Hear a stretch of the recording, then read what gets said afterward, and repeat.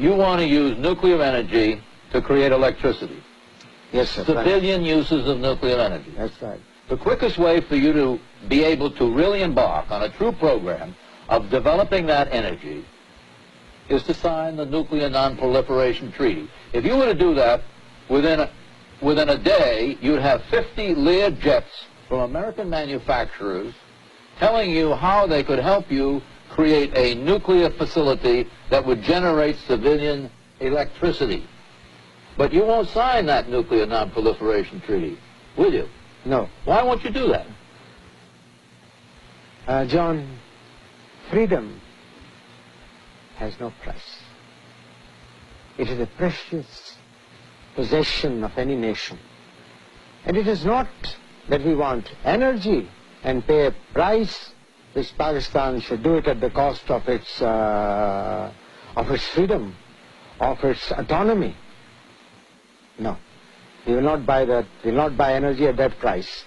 Because we feel that the stoppage of proliferation in this part of the nuclear energy for non-peaceful purposes, for military purposes, is not dependent on Pakistan, but on Pakistan and India. Therefore, there must be a regional approach. You're letting India dictate your foreign policy? Oh no, we will not. We will not allow India to do so, and we will not do so for India. They are doing it, though. They are de facto doing it. You could create a very strong civilian nuclear energy program if you would not let India dictate to you, in effect, to veto the Nuclear Non-Proliferation Treaty.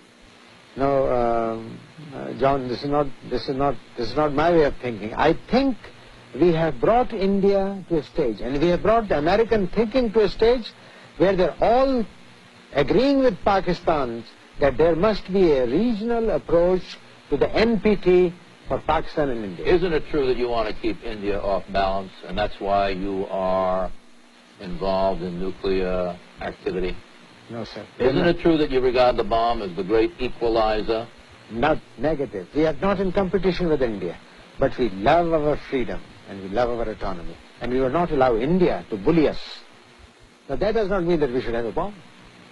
But if I can make the United States of America and others to think what I'm saying is the truth, then Mr. President, you've got the best of all worlds. You have created the illusion, and that would be your word, that you have the bomb, but you don't have the bomb, so you're still going to get the American aid, and you're still going to keep India off balance. I'm not indulging in self-praise, but Pakistanis are intelligent people.